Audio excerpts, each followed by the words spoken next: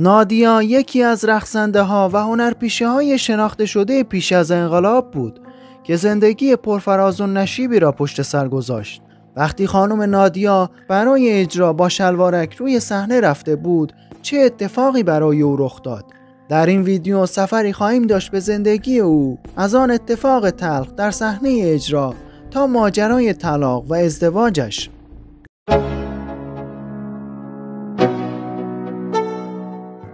نادیا متولد سال 1330 در تهران است. او یکی از رقصنده ها و بازیگران مطرح سینمای پیش از انقلاب به شمار می رفت.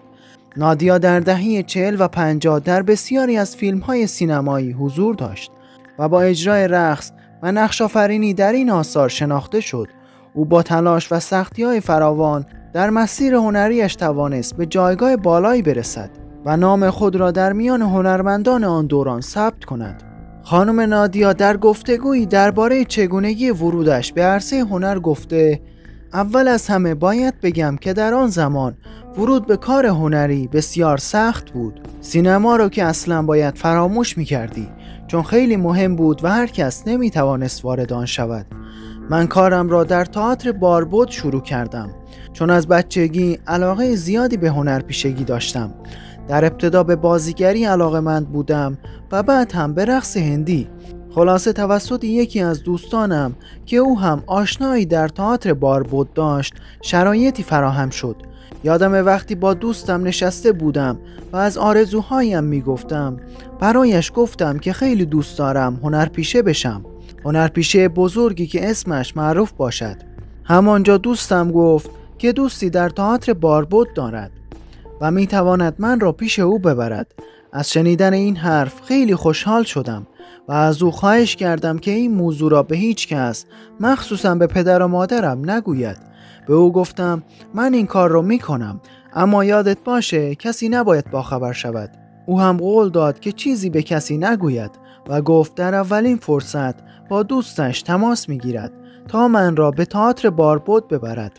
بعد از مدتی یک روز دوستم را دیدم و او گفت با آشنایش قرار گذاشته و می توانیم به تئاتر برویم. با وجود مشکلات خانوادگی زیادی که داشتم و اینکه خانواده‌ام بسیار مذهبی بودند، بالاخره یک روز هر طور که بود با دوستم راهی آنجا شدیم. وقتی وارد تئاتر شدیم از من چند سوال پرسیدند و خواستن چند دقیقه یک نمایش کوتاه اجرا کنم. بعد از اجرا گفتن باید تئاترهای بزرگتری بازی کنم و زحمتش خیلی زیاد است.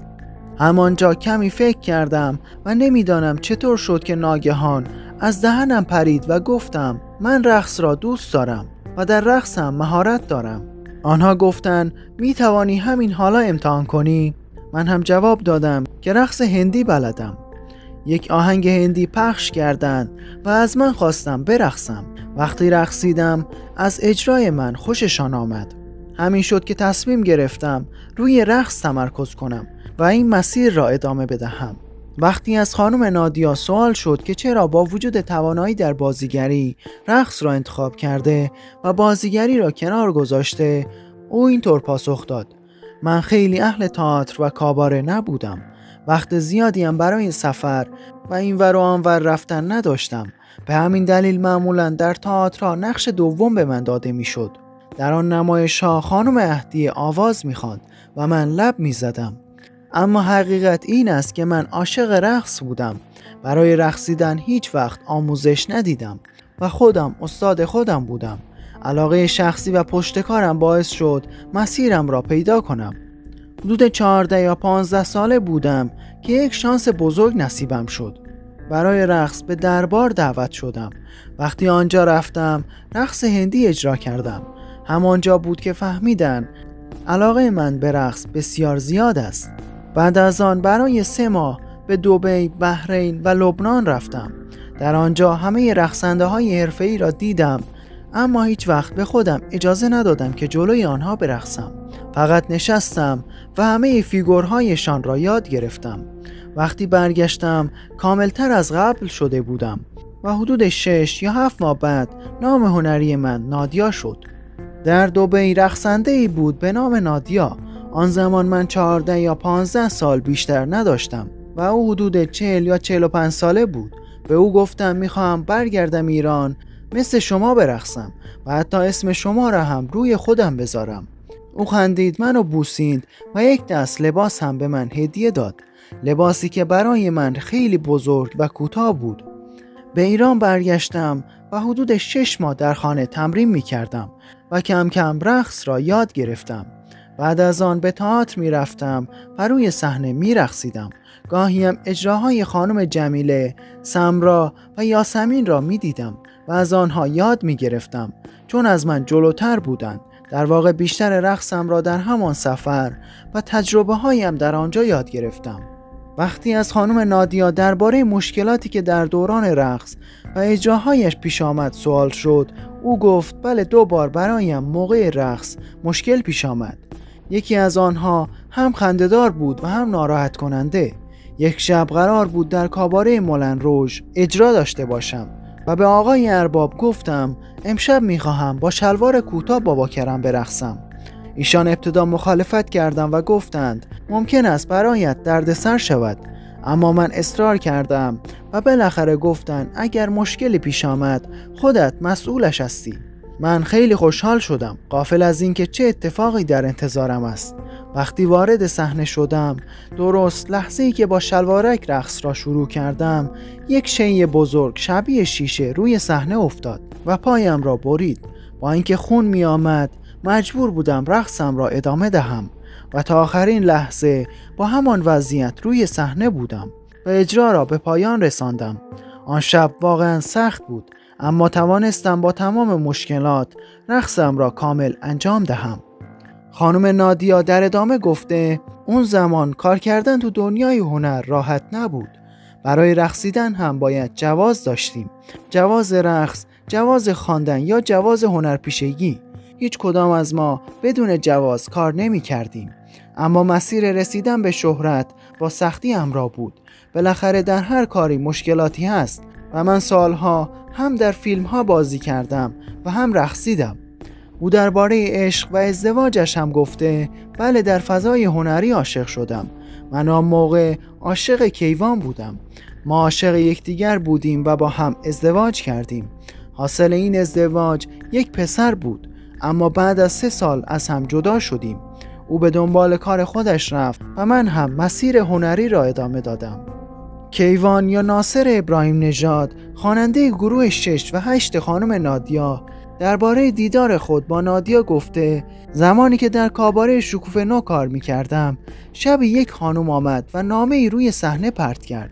اول به آن توجه نکردم، اما بعد از اجرای برنامه گارسون آمد و گفت یک خانم به من گفته 100 تومان به تو انعام میدهم اگر کیوان را سر میز بیاوری.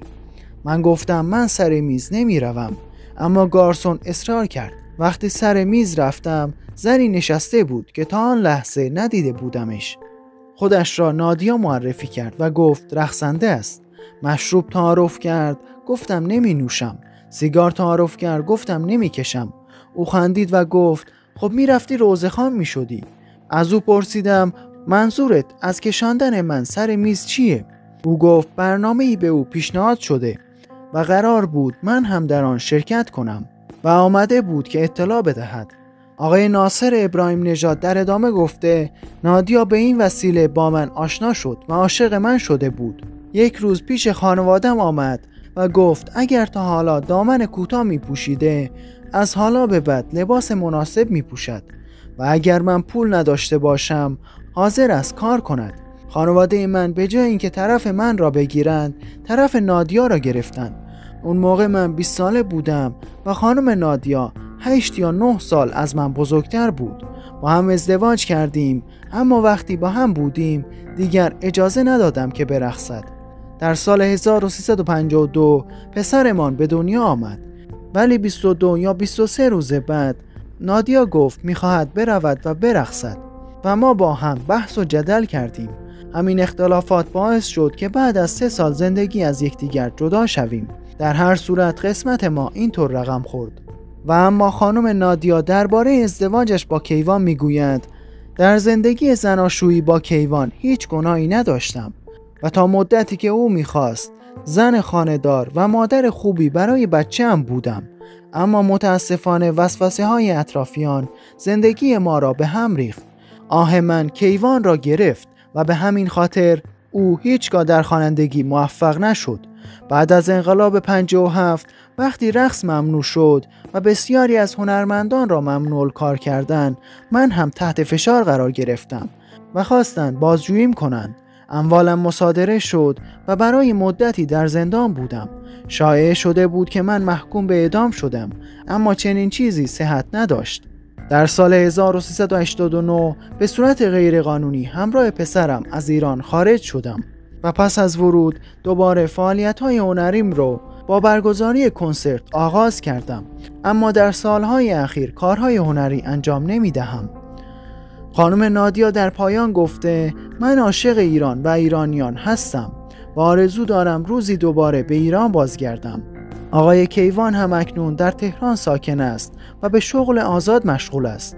او سالها کار هنری را کنار گذاشته بود، اما چند سال پیش آلبوم گل افشین او دوباره مجوز انتشار گرفت و هم اکنون در بازار موجود است. با آرزوی سلامتی برای خانم نادیا و آقای کیوان عزیز. ممنونم که تا انتهای این ویدیو با من همراه بودین. لطفاً شما هم یک جمله در وصف خانم نادیا در قسمت کامنت ها بنویسید و اگه به مستندهای تاریخی علاقه دارین از پایین همین ویدیو عضو کانال بشین و زنگوله کنارش هم بزنید تا اول نفری باشید که ویدیوهای ما رو میبینید.